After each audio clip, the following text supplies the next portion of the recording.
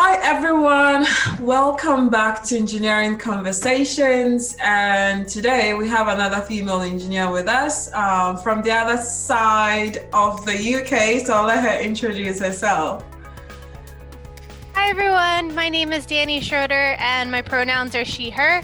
I am a civil engineer that is now 3 years out of school, who works at a mid-sized transportation firm in the state of Pennsylvania in the US. Thank you, Dani, for that introduction. What is civil engineering, or which areas did you specialize in?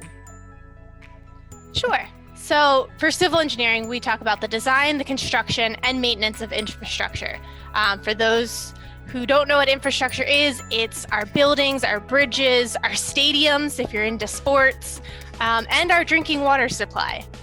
Within civil engineering, I would say there's primarily 6 subdisciplines: structural, transportation, geotechnical, environmental, construction, and water resources. I am a bridge engineer right now, so I kind of bridge the gap between structural and transportation for my field. What inspired you into civil engineering? Sure. So I've kind of always grown up around the construction process. My dad is a construction worker, and he even built the house that I grew up in, which is kind of cool. So I've been around the construction process and kind of loved the construction process and played with Legos when I was a kid and all of that. But I'd never really heard the term engineering until my junior year, so my 3rd year out of 4 in high school. When one of my science teachers was like, "You seem to like the subject. There's an engineering camp for girls that's going to be at a local college. I think you should go." So fast forward, went to the camp and absolutely loved it. I got to meet current college students. I should say that this was a engineering camp for girls, so it was run by their Society of Women Engineers chapter. And it was all women engineers as professionals that helped with the labs, but also current women in studies at that college that I got to talk to. So really got to talk to a lot of women engineers, which was really cool, and got to do a lot of hands-on labs. And the ones that I liked were mainly about civil engineering. So that's kind of why I chose civil engineering to study in university. Okay. Can you explain what your duties are bridging transport engineering into structural engineering for the bridge design engineering that you're currently involved in? Yeah. So I like to break it down more into the projects. So I work on a lot of different projects, but mainly the 2 that I work on are bridge reconstruction and retrofits. So reconstruction is typically the entire bridge has to be, or most of the bridge has to be demolished and a new bridge has to be put in. So there's a lot of construction that goes into that, as well as working with our traffic folks that, if we're dismantling a bridge and taking out traffic, working with them of, okay, how are we going to reroute the traffic while we're doing that?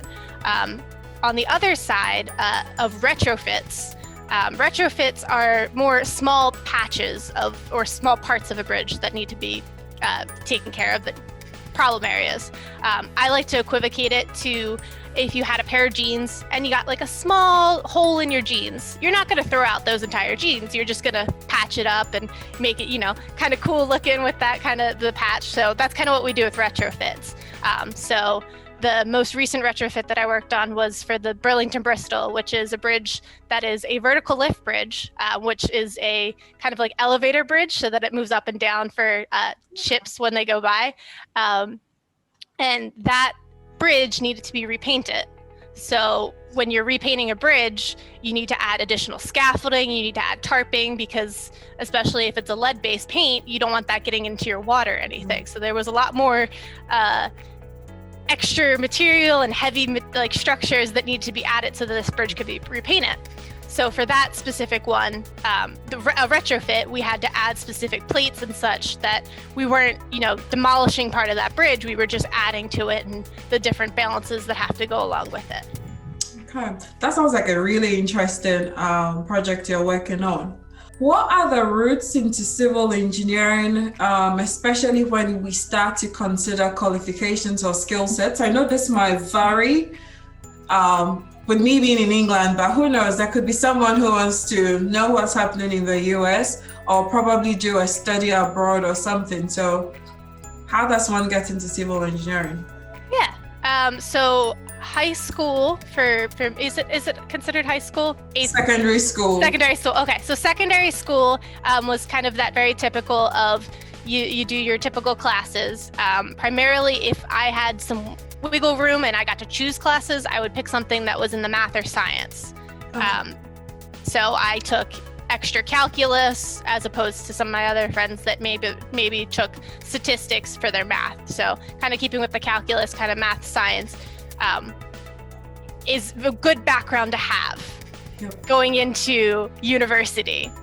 You don't necessarily, you can still catch up with those classes, but I digress. So then when I went to university, my major was civil engineering. So I went to a 5-year school because they had co-ops mixed in, but I did a 5-year program and got my bachelor's in civil engineering.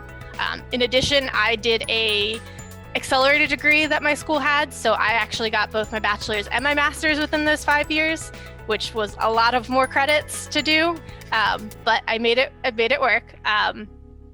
So the technical qualifications is you're going to be doing in civil engineering. There's a lot of math and science is like those core classes, your math, science. You still have some things like chemistry. That's all those math and sciences. And then you get more into those applied things of thermodynamics, statics. So talking about how loads move through a structure, dynamics, how, moving structures work. And, if I think you've talked to a structural engineer that focuses on buildings, that buildings are designed to move a little bit because when you have, when nature calls, you've got earthquakes, you've got wind loading, there's lots of things that like make a building so that it's got like a little bit of movement. Geotechnical classes, so learning about how the science and soils and how those, if you're building a bridge, it's being on specific soils and how the different kinds of soils will make kind of affect your design of what kind of foundations that you're doing. So it's a lot of these different things that more of those applied ones that go into your college classes more on the farther you get into your college classes. Okay. There's something that you mentioned earlier on about co-ops. What do you see the importance of co-ops in progressing one's career? What are the benefits of co-ops? That is a really good question. So as I kind of talked about, I didn't really know about engineering until I was getting into college, into university.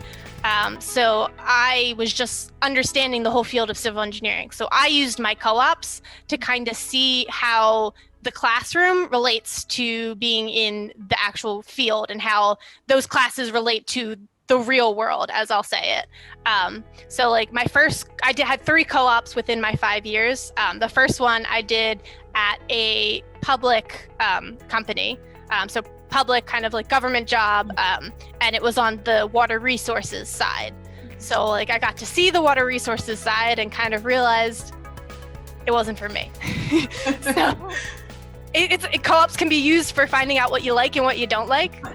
My second co-op was with a firm, which is the firm that I'm with now, that was in their transportation group. And when I was with them, their transportation group is further divided into traffic, highway, and structures, so bridges, structures. So as a co-op, I got to experience all of those and kind of saw what I liked and what I didn't like. At that time, I was leaning more towards highway and kind of the highway part of transportation.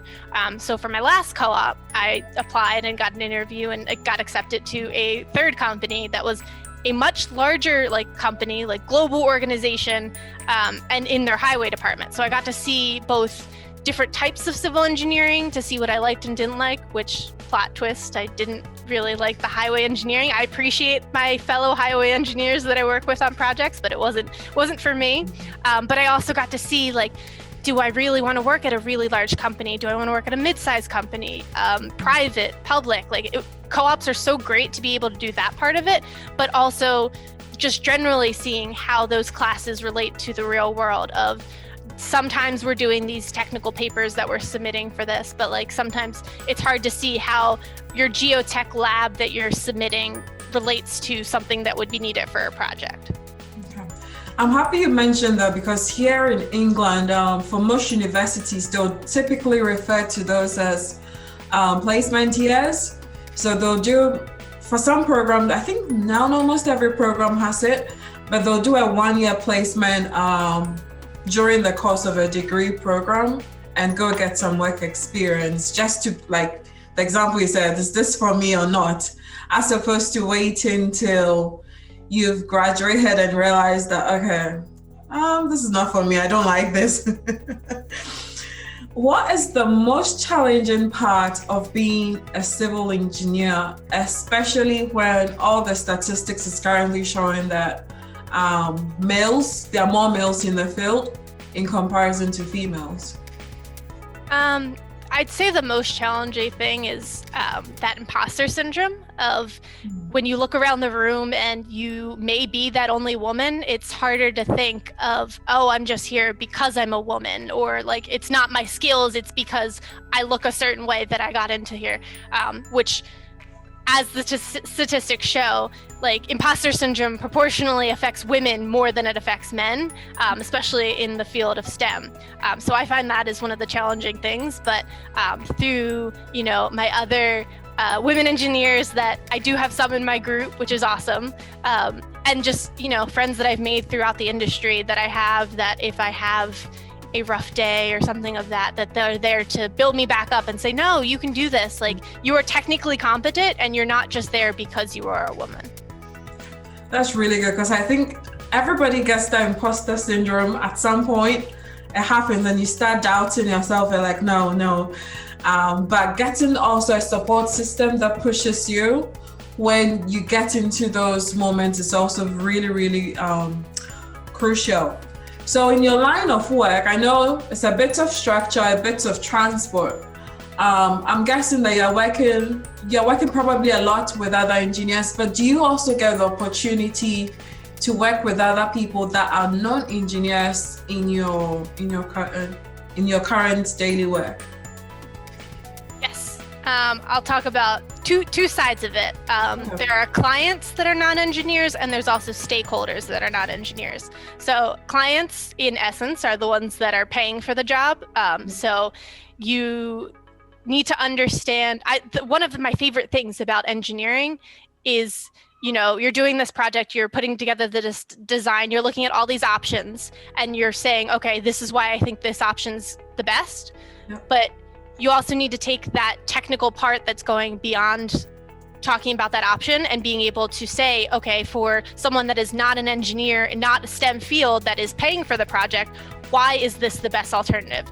Especially if it's like a little bit more expensive in the front range, because especially when you're talking to a client of, okay, why would I pick something that costs more, of explaining that. So it's those communication skills that are also very important to our work.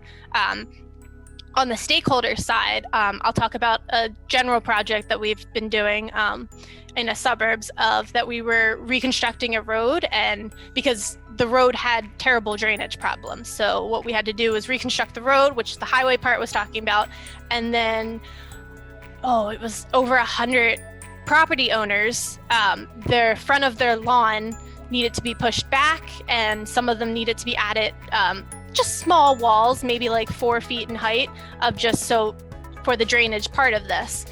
So the stakeholders were all of these over 100, property owners. So talking to these property owners of like why, yes, they've noticed the drainage problems that are happening, but explaining to them why we needed to add these walls because of the drainage and such, because they're thinking, well, you're messing up my lawn. Can you not mess up? Like, can you fix this without messing up my lawn? And kind of having those kind of conversations. So it's understanding, talking to, again, people that don't have a STEM degree necessarily, and saying why this is important for the overall project. That's really key, because I think all the other engineers I've interviewed, communication becomes key. And there's also that perception that engineers are just in their little corner doing their whatever it is that the people think that we do, and we are not talking to anybody. And I'm like, not really. You have to talk to so many people just to get your project to where you want it to be. And it's not just communicating amongst ourselves. You have to deal with other people as well. What advice would you give to any female or young girl who is in high school, secondary school? They've heard about civil engineering, they've done their research, but they're still having a little bit of doubt whether that is the way to go forward. So the best advice I can give is don't be afraid to reach out to people in a field that you're interested in. Like, I've created my Instagram kind of thing, kind of like social media, for those purposes of people being able to reach out to ask me questions about the field that I'm in. If, again, figuring out if that's really what you want to go into, because I can tell you, figuring out what you want to do for your career can be difficult. And kind of the best advice I can give is to reach out to fellow engineers or that you see in the field already, and ask them questions about their job and figuring out if that's really for them. Sometimes reading and doing your research sometimes can feel so foreign, but when you actually get someone who has the day-to-day experience in the field, they can give you different perspectives that you'll not pick up from doing your research online as well. What do you see into the future of civil engineering, especially with the advancement of technology and then also sustainability? So I'll start with the future part. So an organization that I'm part of, ASE, has been doing this whole side project of Future World Vision, where they're looking into 5 different possibilities for the future of cities and civilization. And for the first one that they've talked about was the floating city. So, going into that sea level rise of what could happen if, we are living on pods and kind of in the water, kind of, I've never been to Italy, but I'm thinking of like how the waterways are essentially another way of travel within Italy. So kind of that kind of idea of it. So they're talking about that, which I think is really cool. Also, all the universities around the world are doing these like technological research into like green concrete. Like, I don't know as much about it, but they're making like self-healing concrete that some sort of living organism that they're putting into the concrete. So if it starts to spall or like patches start to come across of the concrete, like it can heal itself, like it can regrow, which is like mind-blowing to me that they're doing this kind of research. On terms of the sustainability side of things, there are you familiar with the LEED accreditation? Yeah. Okay. So for like the LEED accreditation, there is a similar accreditation for transportation projects. So ENVSP, the Envision Sustainability Professionals. And I don't have that accreditation yet, but I still use the manual and kind of going through that every once in a while. What goes into it is it's a lot of community stakeholder engagement. That's part of the non-technical part of it, of like sometimes you're going into a project that in a community that you're not familiar with. So if you are redoing a bridge or something and there's something culturally specific about that bridge, you want to work with those stakeholders to, okay, what can we keep of this that is historic to you, or something of it that like aesthetically we want to keep with the new bridge. Sometimes it comes down to the fact of lamp poles, that there's specific historical lamp poles that have a significance to that community that without talking to those, it may not be a historical thing that you're specifically supposed to keep in that project, but it's an important part of it. Thinking about how our future buildings will be, going green, looking at energy sources that will come into homes, buildings. I'm looking forward to that, because in England, we usually say most buildings here are built to keep the heat in. So in the summer, we're all literally sweating. So I want to see what a future 30 years, a future 50 years in England, how buildings here in England are going to evolve. What would you say is your least favorite part of your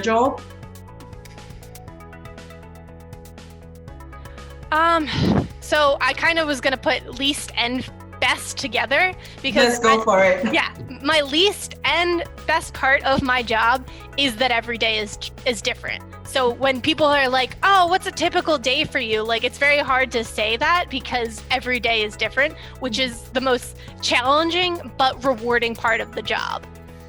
So I honestly can't think of a better way, because just every day is different, because there's always something. There's always something, and also like there's never a project that you can copy and paste to a new project. There's always differences of where it, even location wise and stuff, that which again I find so challenging, but in an exciting way, because I'm still learning. And that's something that kind of goes back to the advice part of university is super important, and going through and getting those classes, but the learning does not stop at that university. You're going to be constantly learning when you're on the job. So this brings us to the last question, which I called my fun question. What do you do outside of engineering that most people will be quite surprised to find you're involved in? And it doesn't have to have anything engineering. It has to have no components of engineering in it. I don't know if it would necessarily surprise, but I think it's that stereotypical thing of that an engineer, that we kind of talked about, of engineer just sits at their desk and, works on projects and kind of thing. So what I love to do is play tennis. I played tennis in high school, all through high school. And then when I went to college, I, just play every once in a while. But it's a really cool activity for the fact of my fiance also plays it. So like we both, have that time outside of work to be able to go play tennis. And then also like my fiance's mom also plays tennis. So like it's like the whole kind of family that goes in and like has that other part of it. And then I think I talked about this in with someone else before, but tennis can relate to engineering in the fact of just reminding you that it takes practice to get good at something. When I picked up a racket the first time, it was definitely not the easiest thing. So like it's that incremental kind of move to it. It's amazing you actually spoke about how tennis relates to engineering and you get perfect with practice. But I can see how if you keep practicing with tennis, eventually we can also start to look at, let's say, the biomechanics, the design of the ball, the racket, and it's all engineering. But most people will just see that as a sport, but there's some elements of engineering even in that. That's what I was gonna say. I do a lot of STEM outreach, and like I absolutely love talking to kids and saying like almost everything around you had an engineer working on it in some way, of that racket was designed a specific way. Taking any object of like a racket throughout the years and seeing how the materials have changed, how the shape has changed to make it better, more efficient. Like it's so cool to be able to tell them that like essentially engineering is everywhere. Everywhere, that's so true. So that brings us to the end of this engineering conversation. Dani, we want to say a big thank you for sharing your experience with us, as well as your career journey, giving us some insights also into civil engineering. We want to say thank you. And thank you for having me, Sophia. Like, this is fantastic what you have here, of like what we talked about, of reaching out to those people to see if this is the field that you want to go into. And I appreciate your passion and for all of this. Thank you.